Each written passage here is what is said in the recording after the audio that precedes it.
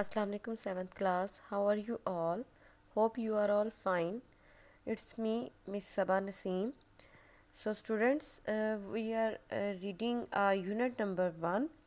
In our previous lecture, we have learned the definition of respiratory system. Plus we have learned the disorders of digestive system. So now let's continue our reading from page number 6. Now in this lecture we will learn about the difference between breathing and respiration. ठीक है, तो respiration की definition हम लोगों ने पढ़ी थी कि यहाँ पर respiration is a process by which food molecules like glucose is broken down और oxidised in the body to release energy.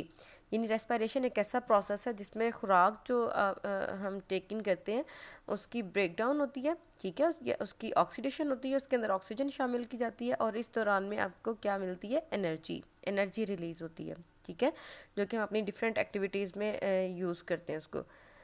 अब क्लास नेक्स्ट आपका जो टॉपिक है वो है breathing.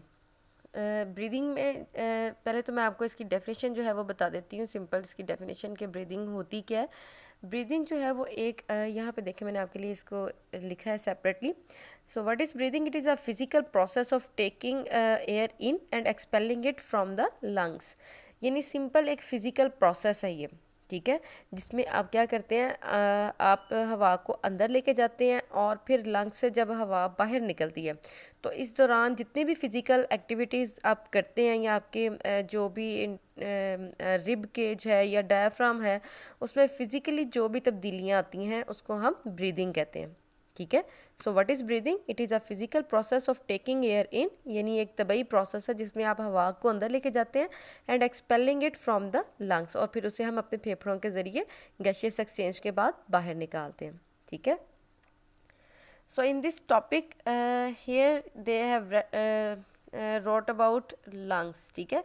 So what are lungs? Highlight करें आप इसको कि lungs are soft and spongy, ठीक है, ये देखें लंग्स क्या है।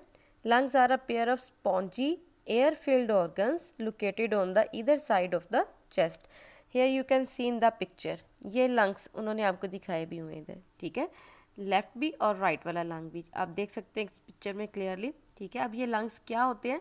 ये पेयर है जो कि स्पॉन्ज नहीं जिस तरह से होता है, ये उस तरह की इस तरह इनकी जो है वो आपको लगता है ये देखने में, ठीक है, स्पॉन्ज टाइप ये होते हैं और एयर फील्ड ऑर्गन्स हैं क्योंकि ये हवा से भरे हुए ऑर्गन्स होते हैं क्योंकि गैशियस एक्सचेंज यहाँ पर होता है और ये आपकी चेस्ट के दोनों साइडों पर मौजूद होते हैं, ठीक है। तो ये आपने डायग्राम जो है इसको आपने इनकी लेबलिंग को हाईलाइट कर लेना, ठीक है। मैं बता भी देती हूँ इसमें कौन कौन से जो है वो लेबलिंग आपने करनी है। सबसे पहले ये आपकी ये नॉस्ट्रिल्स हैं, ठीक है, जिनके ज़रिए हम हवा अंदर लेके जाते हैं। फिर ये आगे आपकी नेज़ल कैविटी है, ये एपिग्लॉटिस है, उसके बाद एपिग्लॉटिस से ऊपर फेरेंक्स है, फेरेंक्स और फिर एपिग्लॉटिस जो है ना वो ये नहीं कह लें कि किस्म का लिड है, ठीक है, जो कि खुराक को और हवा के रास्ते को आप मिलने से रोकता है, ठीक है, लिड का काम करता है, ढक्कन का काम करता है। फिर लेरेंक्स है, लेरेंक्स के बाद ये ट्रैकिया जिसे हम विंड पाइप भी कहते हैं, ठीक है, डिटेल में आगे हम पढ़ेंगे इसके बारे में। फिर ये ट्रैकिया जो है वो आगे दो मेजर ब्रांचेस में जो है ना वो तकसीम हो जाता है जिसे हम ब्रोंकाई कहते हैं, ठीक है।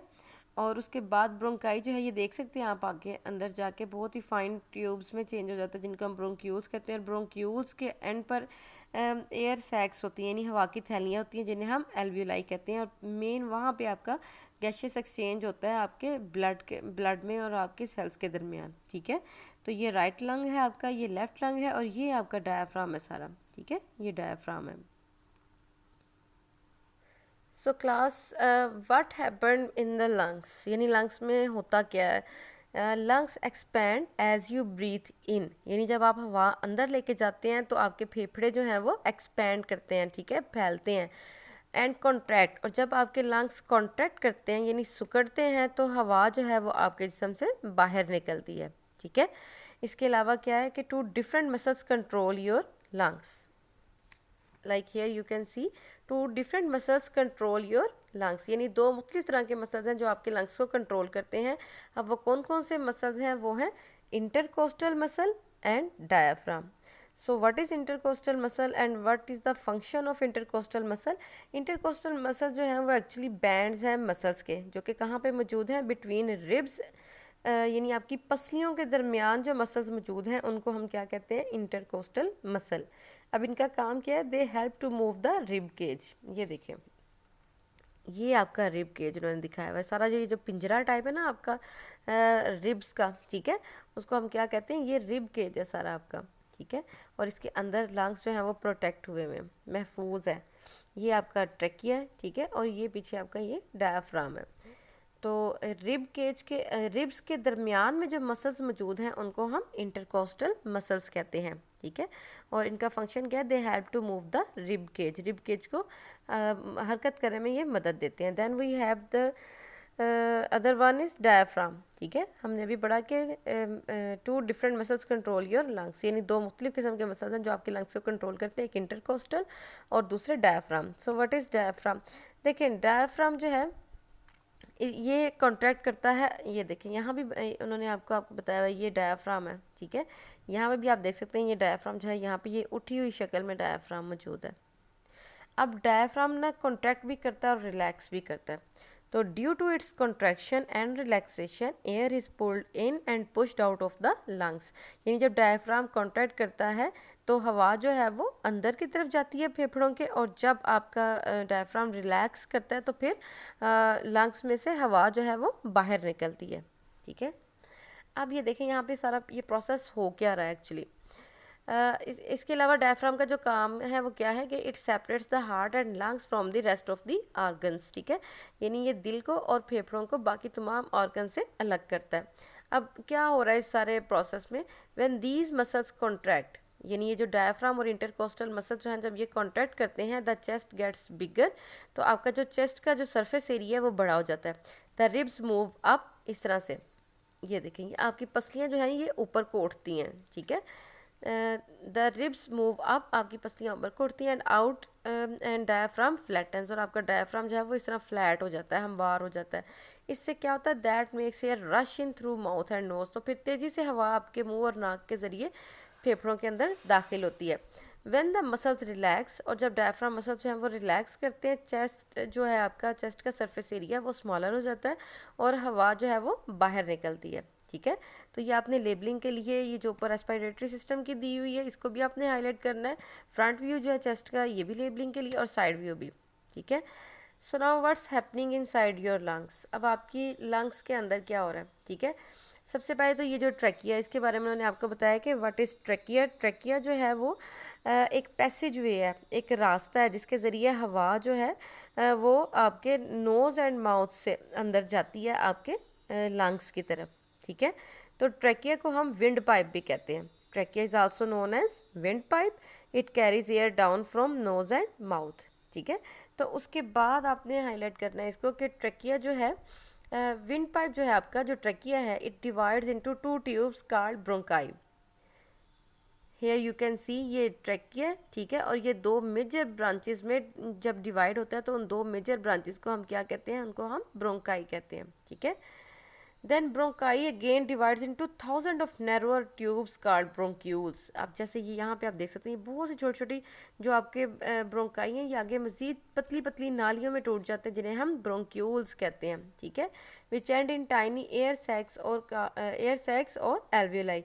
अब ये जो नैरोअर ट्यूब्स हैं ये जहाँ पे ख़त्म होती है वहाँ पे हवा की थैलियाँ मौजूद है जिन्हें हम एल्वियोलाई कहते हैं।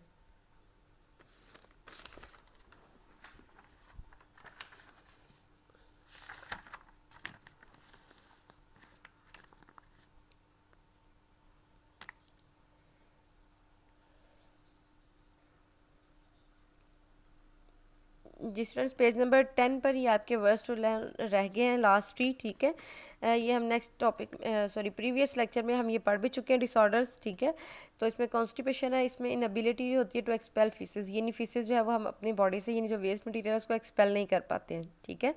फिर है एंजाइम्स, ये ऐसे सब्सटेंस होते हैं जो कि स्पीड अप करते हैं किसी भी केमिकल रिएक्शन को, यानी उसकी स्पीड बढ़ा देते हैं, वो केमिकल रिएक्शन तेज़ी से हो जाता है। फिर ओबिसिटी आपको पता है मोटापे को कहते हैं, तो बीइंग फैट यानी मोटा हो जाना इस तरह से कि that it is not good for health, कि वो आपकी हेल्थ के लिए अच्छा ना हो। ठीक है, तो इसके साथ ही ये सारे आपके वर्ड स्टूडेंट जो है वो यहाँ पे कंप्लीट हो गए हैं। अब हम नोट से इसके रिमेनिंग क्वेश्चन आंसर देखते हैं। जी स्टूडेंट्स, नोट से अब हम क्वेश्चन आंसर्स करेंगे। रिकॉल क्वेश्चन नंबर 7 का पार्ट 3 जो है यहाँ से हम स्टार्ट करेंगे। So write a note on respiratory disorder asthma. Asthma पे आपने नोट लिखना है कि एस्थमा क्या है, जिसे हम दमा भी कहते हैं। एस्थमा जो है वो एक रेस्पिरेटरी डिसऑर्डर है। ठीक है, और ये किस वजह से होती है? डस्ट पार्टिकल्स की वजह से,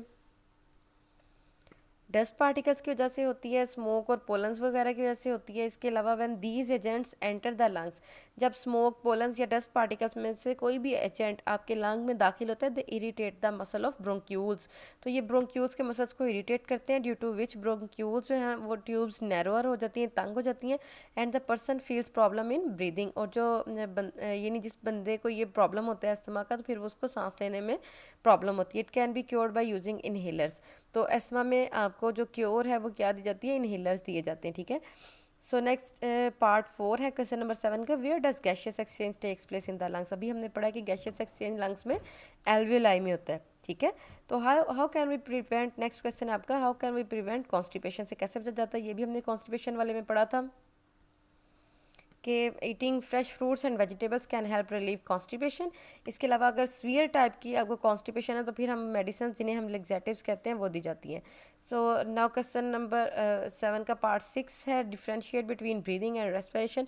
तो ये अभी मैंने आपको ये सारा प्रोसेस जो है, ये जो डिफरेंसेस है सॉरी वो पढ़ाए हैं रीडिंग में, तो आपने इनको अगेन पढ़ना है यहाँ से नोट्स, और इनको अच्छे से लर्न भी करना है।